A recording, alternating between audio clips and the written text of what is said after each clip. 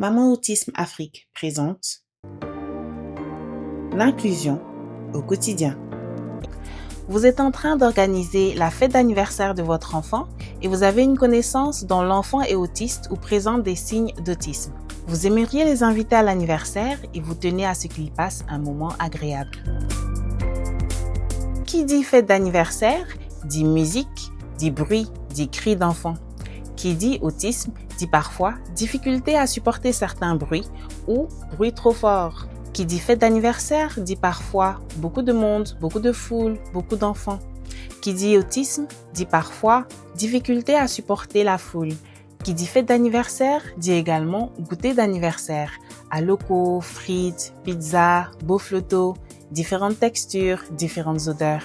Qui dit autisme dit parfois difficulté à supporter certaines textures ou supporter certaines odeurs. Alors, que faire? Invitez votre connaissance et son enfant à venir plus tôt. Si par exemple la fête d'anniversaire est à 15h, dites-leur de venir à 14h ou à 14h30. De ce fait, l'enfant aura la possibilité de s'adapter progressivement au nombre d'invités, à la foule, aux odeurs, aux cris reliés à l'anniversaire, plutôt que de venir en plein milieu et d'avoir envie de partir. Prévoyez un endroit facile d'accès pour votre connaissance et ton enfant.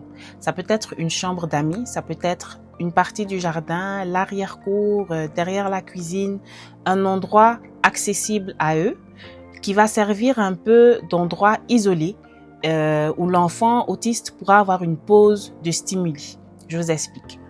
Imaginez-vous par exemple à l'époque, vous êtes en boîte de nuit, le bruit des baffles, la foule autour de vous, la fumée de la cigarette et vous avez besoin de sortir pour vous reposer un peu de tous ces stimuli externes.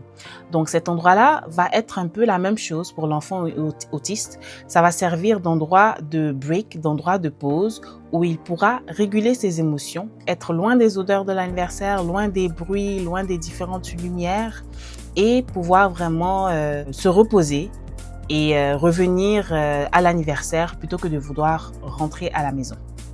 Cet endroit va servir également d'endroit à l'abri du regard en cas de crise, en cas de meltdown de l'enfant autiste où le parent pourra le calmer, travailler avec lui pour qu'il arrête de pleurer, pour qu'il arrête de crier, pour qu'il puisse retrouver son calme. Enfin, pour le goûter d'anniversaire, communiquez avec le parent ou le tuteur afin de savoir quel type de nourriture l'enfant aime manger.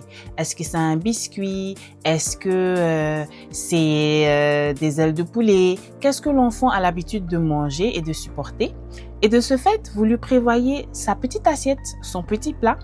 De cette façon, il peut s'asseoir à la table avec tous les autres enfants et partager le goûter d'anniversaire avec ses amis plutôt que d'avoir à manger à part avec sa maman ou son papa dans l'épargne de sa maman. Il peut vraiment être inclus à la table d'anniversaire avec tous les autres amis, mais il mange ce qu'il a l'habitude de manger et ce qu'il peut supporter. Il est important de protéger la vie privée de votre ami. Ce n'est pas à vous de divulguer l'information sur l'autisme de son enfant aux autres invités de l'anniversaire ou même aux autres enfants. Laissez-lui le soin de choisir ou pas de divulguer cette information par respect. Si les autres enfants vous demandent par exemple « Ah, pourquoi lui il mange des frites et nous on mange de la loco ?» Trouvez des explications qu'ils pourront comprendre. Dites-leur « Ah, mais c'est parce que s'il mange la loco, il va avoir des boutons partout. » Ou s'il mange de la loco, oh, son visage va gonfler, ça va lui faire une allergie. Donc, dites quelque chose de drôle, quelque chose de sympathique, quelque chose qu'ils pourront comprendre, plutôt que de dire « Ah, c'est parce qu'il est différent. Ah, c'est parce qu'il a un handicap. Ah, c'est parce qu'il est autiste. » Ce n'est pas votre place. Laissez aux parents, aux tuteurs, le soin de divulguer cette information à la personne de leur choix. Vous n'êtes pas obligé de suivre tous ces exemples à la lettre. Cette capsule sert vraiment d'introduction à la réflexion, à exposer certaines problématiques dont les enfants autistes doivent faire face ou les parents d'enfants autistes doivent faire face, certaines réalités au quotidien. Et elle sert vraiment d'exemple de pistes de solutions pour aider à inclure les enfants autistes à toutes les célébrations, les anniversaires, les mariages, les baptêmes et à faciliter également la vie pour les parents, les tuteurs d'enfants autistes, afin que tout le monde soit inclus et tout le monde participe à la fête. Je vais vous confier mon secret. Le désir de bien faire est un puissant moteur. Celui de faire du bien est plus puissant encore. Alors arrêtez d'y penser et agissez.